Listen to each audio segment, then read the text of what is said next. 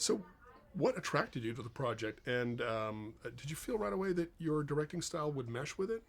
I think that from the beginning, this movie was something that spoke to me because it really encompassed all the things I love in life. I love, space operas. I love Marvel comic books and Marvel superheroes.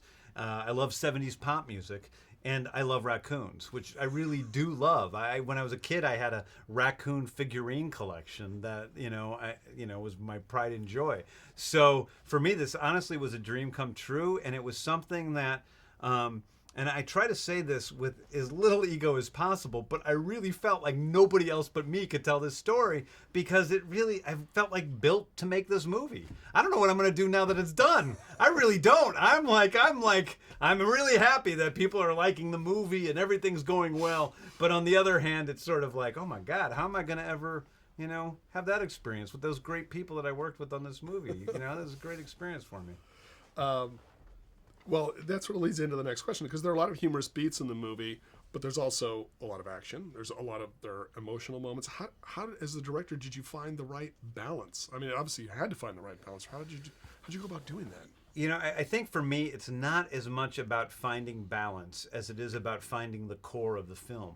And for me, the core of the film was the characters, the Guardians of the Galaxy, and their relationship to each other. And everything else naturally grows from that. If you plant that seed, then the humor comes out, the action adventure comes out, the drama comes out, and they're all a part of, one film. I really think, that it's for lack of a better term, it's a holistic film.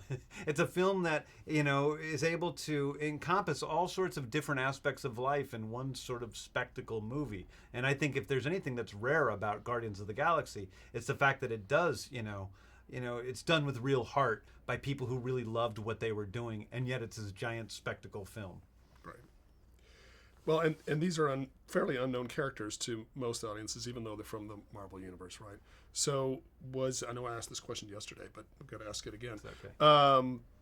So bringing new characters like this to the screen, is that a daunting task? Is it liberating? Both?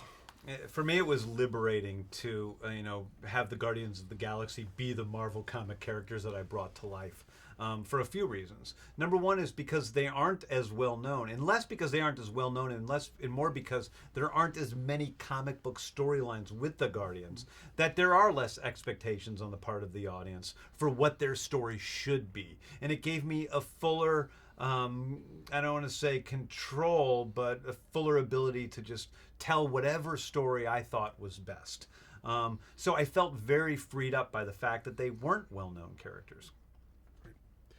The music, obviously, extremely important to the story. Speak to how important, if you will, the music is to the story, and how you were instrumental in choosing the music, and how you were involved in choosing what music ended up in the movie. For me, the real core, the emotional core of this movie is the cassette tape that Peter Quill has that his mother gave him. It's his only attachment to Earth. It's his only attachment to the past he lost. It's the only attachment to his mother that he lost.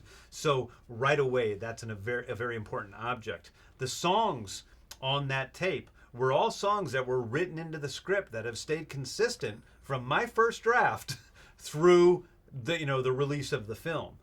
Because each of those songs is a story that is basically sung to Peter Quill by his mother about, him. And that is the emotional spine of the story, and it's what keeps everything together. The music is also very important because we have a movie with outlandish characters and, very strange worlds. And by giving them, the people something as, simple and as comforting as a 1970s pop song that we're familiar with, it helps to ease us into that strange place, while at the same time being a very novel experience to be listening to music while we're looking at somebody dancing through a dark temple of demons. Right. So looking back on it, what was the biggest challenge that you had in making Guardians of the Galaxy? Well, for me, the biggest challenge with Guardians of the Galaxy was, without a doubt, just the amount of time that it took to make it. I started 2 years ago, almost exactly 2 years ago today. I have done little else but create Guardians of the Galaxy, from the writing through the directing through the post production, and the amount of time it took was, this has been my life. So that's a pretty big risk, to put your entire life into two years of one thing, and that can be a scary thing at times. So that's definitely the biggest challenge.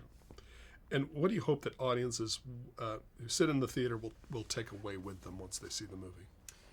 When I was a kid, I loved Raiders of the Lost Ark and Star Wars and Back to the Future. And when I set out to make Guardians of the Galaxy, I didn't set out to make a movie that would be like those movies. But I set out to make a movie that would make people, whether children or adults, feel like those movies made me feel as a kid. That would tune me into that magical wonder of the universe that we all feel is there, but usually don't experience. That will make us love the person sitting in that seat next to us more than when we walk out of the theater than we did before we walked into it. And that'll make us love movies and love raccoons more than we ever have before. I can't wait for my kids to see the movie.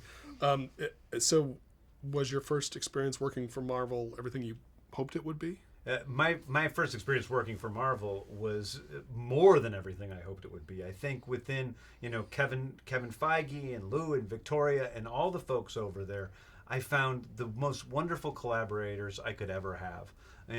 Kevin in particular is a guy who is very much like me and very, very different from me personality-wise. And because of that, but at the same time, we approach the work in the same way, because we may get in arguments about where the movie should go, but it's never personal. It's never about ego. It's never about which one of us is right. It's always about making this movie the fullest experience for the audience it can possibly be.